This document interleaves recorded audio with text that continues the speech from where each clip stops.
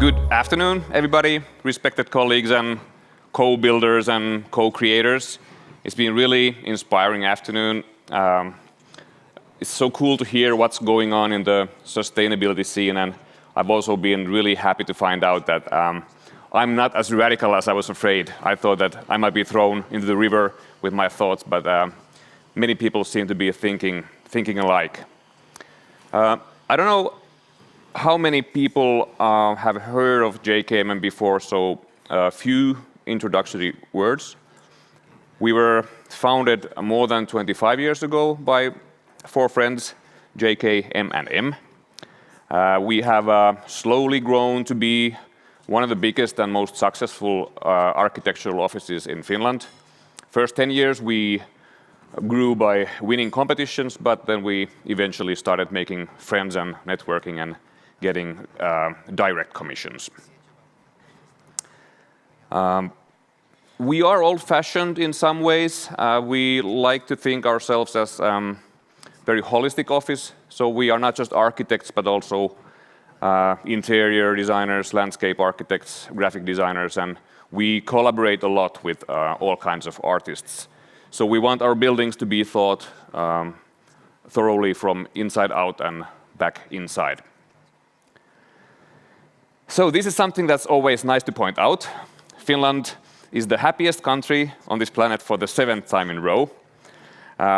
There are many criteria that the World Economic Forum and United Nations follow when they choose the so-called winner. There's like equality and health, education, economic situation, and the governance, all that. But we at JKMM think that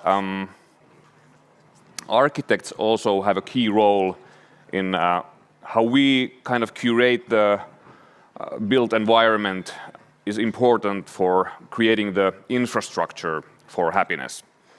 And usually we like to go deeper into this Finnish happiness thing when we are abroad, but today we have another really important subject that we need to talk about, and that's sustainability through rebirth. So we're going to talk about how we can save the planet by doing something that really matters. And with we, I mean us, the building industry, designers and builders, developers, investors. Sometimes people or the audience questions these figures, but I actually got these from Green Building Council of Finland. So maybe in this room and in this company nobody dares to question these, or otherwise they will be not served drinks later. So, and the figures are pretty much the same as I saw on somebody else's slide, so maybe these are pretty accurate. So 1/3 of all the emissions and waste mankind makes each year is something the building industry is responsible of. That's a lot. And almost half of all the energy that the planet consumes and half of the natural resources we use annually, we are guilty of. So we are the bad guys. It's not just the aviation or the fashion industry with their new spring collections. It's not simple to compare all the different fields of stupidity we are guilty of as mankind. But there is some sort of agreed understanding that building industry and meat production industry combined are the biggest burden to this planet. But of course, it's not a fun subject because we like to eat and live like we do. If I was an average Finnish building, not an average Finnish architect, I would have been demolished and replaced 5 years ago already. Maybe I should have. Often the developers or investors' official excuse for why they have to tear down a building and replace it with a new one is because the existing building isn't energy efficient or it has come to the end of a technical life cycle or something like this. But by building a new energy efficient building, and this is important to understand, if you build a new building, 50% of the emissions that it creates during all of its life cycle are created when it's built. So it's a no-brainer. There's lots of information that kind of confuse people and lots of excuses to build new buildings, but we are in the climate crisis right now, and the only way to avoid us going deeper into the shithole is to avoid creating new emissions right now, not in the period of whatever 100 years. So we all know that the real reason is money. It's not easy to sell or lease properties that are not in fashion or that are not sexy enough. But and at least in Finland, the regulations for renovating are so strict that if we want to refurbish an old building to meet the requirements of a modern new building, it's so expensive that it kind of always makes sense to rather demolish the old building and build a new one. But the nature, unfortunately, cannot take this, or the planet. So what to do? We need more buildings, or do we? I'm not actually even sure. There's so many empty properties, empty offices after, like we heard from Kasper's and other presentations, that maybe we don't even need that many new buildings. But we should be making we should start making real changes, not just wait for the innovations to kind of magically save the world. And it is, of course, great that we have been innovating more energy efficient and sustainable solutions, both structural and technical. But if we keep on building new fancy buildings, the emissions will peak right now just from building them.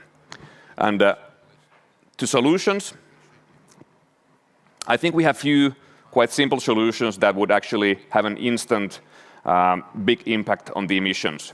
If we stop demolishing buildings that are not attractive and sexy, that's one. Change the regulations so that change the regulations that make renovating so expensive and difficult. So we should not require old building the same. It shouldn't have the same criteria as the new building. And third one is that we should change the mindset we have. So it's not just the cool new buildings that we can accept, but it should also be in a way cool to use old buildings for office or for living. So these things might be really game changers. Okay, so we at JKMM, we are not innocent. We design all kinds of buildings because we need the business to feed our children and pay our rents and meet our quarterly goals. But we have also done many quite sustainable projects that we are proud of. And that's the theme of today, the buildings that are that have a new life because we have somehow managed to give them rebirth. So by creating high quality architecture that probably doesn't have to be torn down in next 100 years or maybe even 200 years, and by using old building frames and structures, I think we are on the right path. We're doing something right, because those both kind of prevent us from creating more emissions. More emissions right now and more in the future, because the buildings are built in such high quality that they will last longer. So few examples of the projects that I think that fit pretty well in this criteria. So on our sin list, we have lots of residential buildings and we have high rises and things like that. But now I'm concentrating on few cultural buildings and few learning environments. There's 2 university buildings, Uni Arts and Think Corner. And then Amos Rex is a museum in downtown Helsinki. Dance House is a very unique house dedicated only for dancing. And our office sort of fits this criteria. I will quickly flash it. Oh, and then there was the library close to Helsinki. Our home is a good example right there of a building that could have been torn down because the floor height is too small and technically it's not up to date. But we made it quite nice for ourselves. All the small office spaces were wiped out, and so it's a big open clear space. And we also opened up the shaft for staircase in the center. And so there's light and connection between the stories. It's pretty typical architect's office. Somebody asked if the color of white is called Scandinavian boring. Might be. That's pretty accurate, I think. But the first actual project I want to show you guys is Amos Rex museum case. Amos Andersson was a famous philanthrope and media king, lived about 100 years ago. He was also an art collector, and he now has a foundation looking after his art collection and wealth. He had a home museum nearby where this museum is now, but there was too much art and apparently too much money too, because they wanted to build a whole new museum building that meets like all the international requirements, so we could attract the biggest names available. This is the building called Lasipalatsi, glass house in Finnish. It was built in the 30s. It was a temporary building in the beginning. It was supposed to be just for the Summer Olympics of 1936, 1940s, and then when the Second World War came, plans changed, but luckily they saved it, and it serves as a very fundamental part of this project nowadays. The other side is this old square where they used to have buses, and nowadays this is the significant or the characteristic part of the whole project. It has these shapes that give the identity to it. This is 10 years ago, right before they started doing something to it. We are in the center of Helsinki. This part is from 19th century. This is 20th century, and what's going to be there in the center is going to be 21st century. But the problem was when they realized that they had to build museum underground, that how can they make the museum both attractive and visible and yet build it underground. Asmo Jaaksi, one of the J from JKMM, and his team had this pretty brilliant idea that they would use this dome structure, which is similar, like technically similar solution that what they've used for centuries in churches, or these cupolas. But they would leave these little bubbles on the yard that people could actually look both inside the building and outside. And with this same structure, they could create very huge and flexible areas for exhibitions. The renovation of this Lasipalatsi building and the construction of the museum was completed in 2018. This courtyard here has become one of the most popular spots in Helsinki. So it's a place where in the wintertime kids slide down the hills, and in the summertime people have picnics there. And it somehow inspires even adults in playfulness, and many people love to hug the building, which is very unique. Usually people don't hug buildings. And the interior is so unique that it has inspired many artists that they actually build their exhibitions for this space. And this old part is very popular for public and private events like this. So the whole building is in use very well. Few photos from the restored or renovated side, and there's even a cinema, one of the first cinemas in Helsinki is still in function. But new, nice architecture creates like possibilities for encounters and urban culture. I think this is one of the most valuable thing in our projects. Then next example of giving new life to old buildings. This one is a library. Libraries symbolize equality and education for all, so they're very Scandinavian values. And in the last decades, libraries have also become more like public living rooms. They're not just places to borrow books from. This is actually a project that we won the Finlandia Prize for Architecture a few years ago. We've been nominated candidates for 6 or 7 times, but this is the first time we actually got it. It's like you have this César award or something similar. This is the old building. It's not horrible, but some technical problems and and the city was not quite happy with it.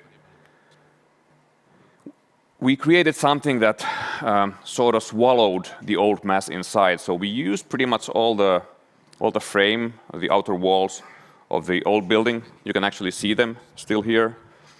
So the old building used to be here, and the new mass just ate it. But when we're going inside, it's harder to see where the old part begins and what's the new part. This video was filmed during COVID time. It was -20 and many restrictions. So actually there are more people usually, but you don't see them now because nobody was allowed to move back then. There's one random person just walks past the building. But we collaborate with artists a lot, interior designers. All the interior has been designed by us, including the lighting fixtures and everything. And I guess here you see that the new building is not really communicating that much with the old building, but rather the medieval church on the next lot. Then I have a third example of how to give new life. It's a university building in the center of Helsinki. Helsinki University campus is sort of in the empire center of Helsinki. I had walked by this building about 1,000 times, and one day when it was covered with scaffoldings and wrapped in plastic, I couldn't remember what was behind it. I'm sure everybody knows this phenomenon. You walk by some building every day, and when it's torn down one day, you don't remember what there was. So this was one of those cases. This is what we did to it, and the cool part is that we saved all the concrete elements, the slabs and the pillars and everything. The only thing that was reinforced was this second floor here. We had to kind of make this bridge structure there because we took so much stuff out from the ground level. Here you can see the Empire Center. The big white church is one of the famous monuments. So we tried, by opening the ground level, we tried to make this as inviting as possible. This is actually old courtyard. There used to be just few cars parked and trash cans. And now it's like this Greek-style agora for encounters, public speeches, and discussions. And it's not just for professors and students, but it's open for everybody. So I think this is also a nice way of thinking that knowledge should come to everybody, and everybody should be allowed to be there. You see that we love using wood in both interiors and exteriors. But very good example of how to save the old building body and not create CO2 emissions by creating the new structure. It's not easy, it wasn't cheap, but it's possible. When there's will, there's a way. Fourth example is the Dance House Helsinki. Dancing is one of the, or maybe the most popular sports for mankind, but there are very few buildings that are dedicated specifically for dancing around the world. So this is a very, very special building. This is old cable factory. It's from the 40s, and almost for 100 years also the Finnish dancers have been dreaming about having their own building. So they're about the same age. About 30 years ago, when I was a teenager, they changed this old cable factory into a cultural center. So I've seen many bands play there. I've been to raves there. I've been to different museums. So it's a biggest center for all kinds of cultural action in Helsinki. But very little renovation was ever done there. About 10 years ago, they started this political process of trying to find investors. And eventually, what happened, private, very wealthy couple said that they will pay half of whatever it costs to build the House of Dance if the government and city pay the rest. So the politicians had to save their face, and they were like, okay, well, let's do it then. But that's what happened. And they decided that Dance House or House of Dance will be an extension to this existing cable factory. So partly they changed the old industrial areas to serve to be the stages for the dancers, and partly they took the old courtyard and created that as a connecting spot. February 22, the dream of these dancers and dance fanatics had finally come true, and the extension was opened next to the cable factory. It's situated in industrial. The island behind is actually where I live. I cross that bridge every day. It's situated in the old industrial harbor area. The idea was to create a machine for dancers, but also create illusions and reflections and experiences for the audience with the building.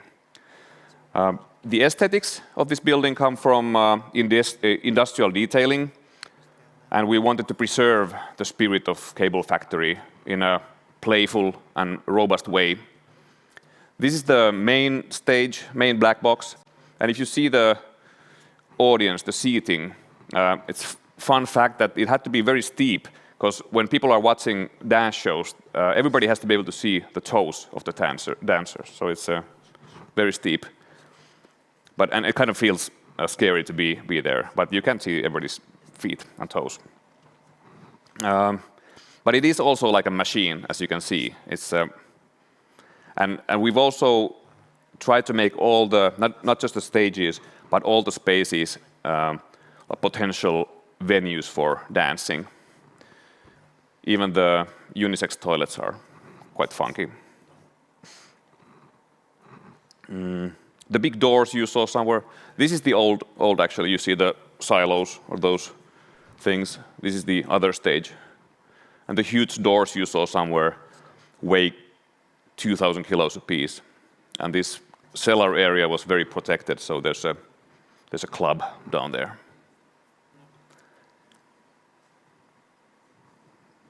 Yeah, that's my home.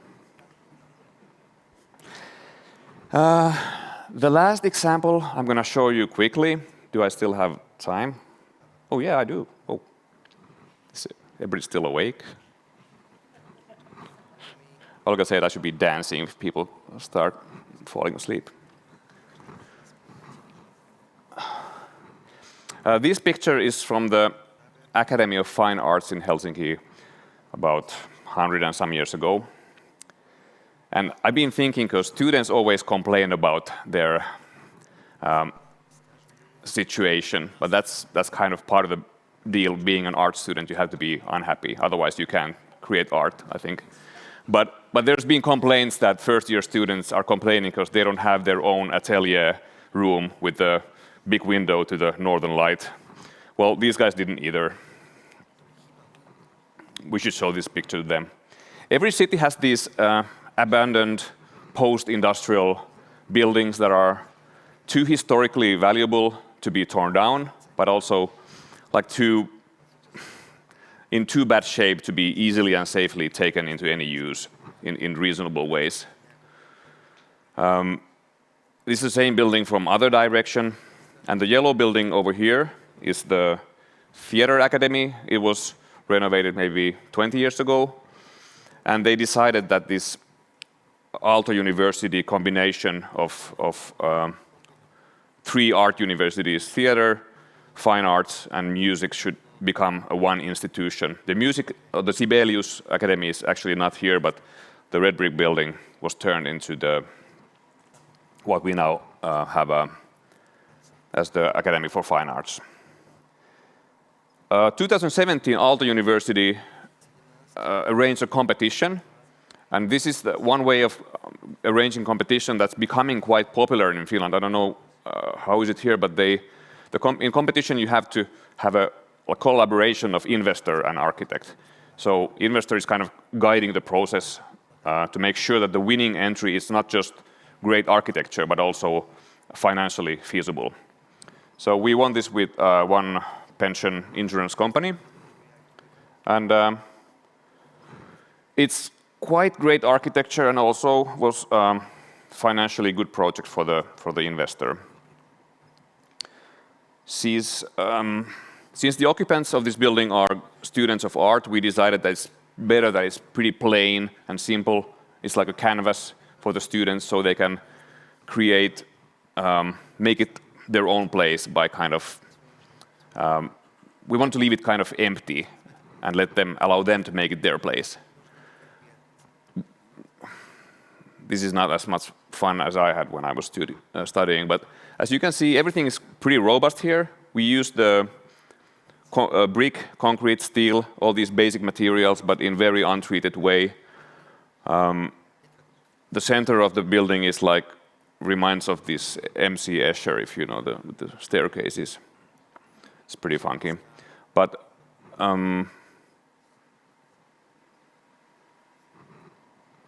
yeah, so even if we use the same materials as in the old building, we use a very minimalistic language in architecture. I think this was it. Thank you for your attention. So I guess if I should wrap it up, I'd like to say that we should not tear down all the old buildings, but if we want to save the planet, but rather try to find ways to reuse them, give them new life. And of course, because sometimes we do have to build something new, then we should use wood or timber, because that's a way better thing for the environment than using concrete. Yeah, that's it. Thank you, guys.